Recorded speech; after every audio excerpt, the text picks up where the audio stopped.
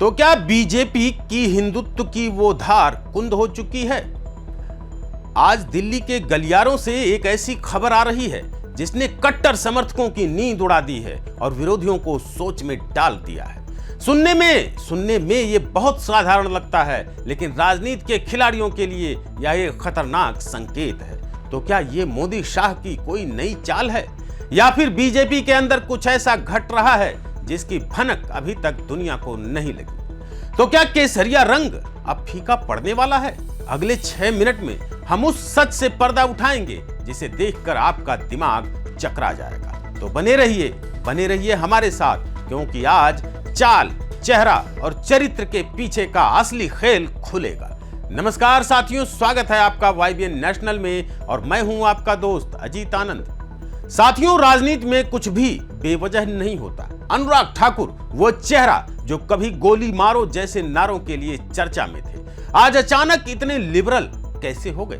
16 राज्यों में बीजेपी की सरकार होने का दम, और फिर ये कहना कि खान पान और धर्म आपकी मर्जी।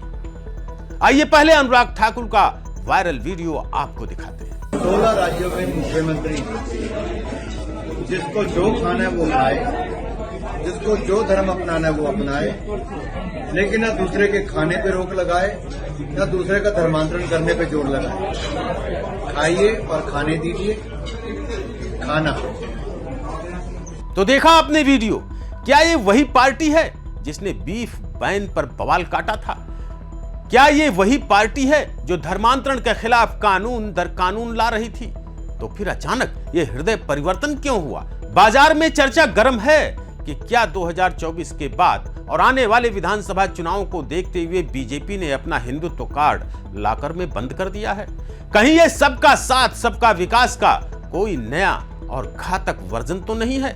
तो अब गौर से सुनिएगा, इस बयान के पीछे एक गहरा डर छिपा हो सकता है। क्या खाएगा, क्या पहनेगा, क्या बोलेगा, ये स्वतंत्रता सभी भाजपा शासित राज्यों में है।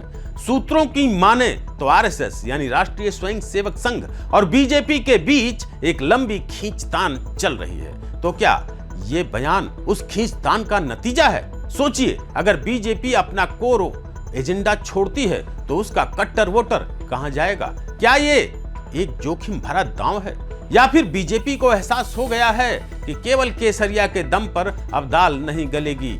लोग कह रहे हैं कि बीजेपी अपना चरित्र बदल रही है, लेकिन क्या शेर कभी घास खाना शुरू कर सकता है, या फिर ये शिकार को फंसाने के लिए बिछाया गया एक नया जाल है?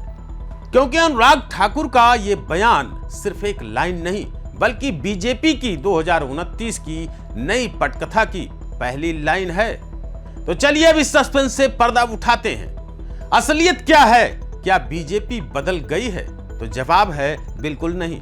बीजेपी बदली नहीं है, बीजेपी अपग्रेड हुई है। अनुराग ठाकुर के इस बयान के पीछे 3 बड़े कारण हैं जो आपको कोई और नहीं बताएगा। कारण नंबर 1, ग्लोबल इमेज।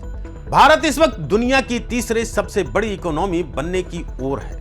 खाड़ी देशों यानी मिडिल ईस्ट के साथ प्रधानमंत्री मोदी के रिश्ते ऐतिहासिक हैं। ऐसे में पार्टी अपनी इस्लामोफोबिक छवि को पूरी तरह धोना चाहती है ताकि निवेश में कोई दिक्कत ना आए।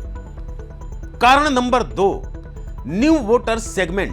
बीजेपी अब सिर्फ सवर्णों की पार्टी नहीं रहना चाहती, वो उन युवाओं को टारगेट कर रही है जो धर्म से ज्यादा पर्सनल फ्रीडम को अहमियत देते हैं, जो खाना है खाओ कहकर वो लिबरल वोटर को अपनी तरफ खींच रहे हैं जो अब तक बीजेपी से कतराता था। कारण नंबर 3, 16 राज्यों का कॉन्फिडेंस। जब आप ताकतवर होते हैं तो आप उदार यानी लिबरल दिखने का जोखिम उठा सकते हैं। बीजेपी को पता है कि राम मंदिर और धारा 370 के बाद उसका कोर वोटर कहीं नहीं जा रहा। अब वक्त है पेरिफेरल यानी बाउंड्री पर खड़े वोटर को पकड़ने का। यह बीजेपी की हार नहीं, बल्कि उसकी रणनीति का विस्तार है। वो अब आक्रामक हिंदुत्व से प्रशासनिक हिंदुत्व की ओर बढ़ रहे हैं, यानी हम आपके धर्म में दखल नहीं देंगे, लेकिन शासन हमारे हिसाब से चलेगा। तो साथियों, अनुराग ठाकुर का बयान कोई गलती नहीं है, बल्कि एक सोचा समझा पॉलिटिकल मूव है। बीजेपी अब अपना चेहरा बदलकर उस विपक्ष के हाथ से मुद्दा छीन रही है जो उसे असहिष्णु कहता था। लेकिन सवाल तो फिर भी वही है, क्या जमीन पर बैठा कार्यकर्ता इस बदलाव को स्वीकार कर पाएगा? क्या आपको लगता है कि बीजेपी का ये नया रूप उसे और मजबूत करेगा या ये उसके पतन की शुरुआत हो जाएगी? अपनी राय कमेंट बॉक्स में जरूर लिखिएगा, क्योंकि आपकी राय ही इस शो की असली ताकत है। अगर आपको हमारी ये डेप्थ एनालिसिस पसंद आई हो तो इस वीडियो को इतना शेयर कीजिए कि ये दिल्ली के गलियारों तक जरूर गूंजे। YBN नेशनल को सब्सक्राइब करना बिल्कुल ना भूलें और बेल आइकन जरूर दबाएं ताकि कोई भी राज आपसे छूट न जाए। मिलते हैं अगले एपिसोड में एक नए खुलासे के साथ। तब तक देखते रहिए, समझते रहिए। जय हिंद, जय भारत।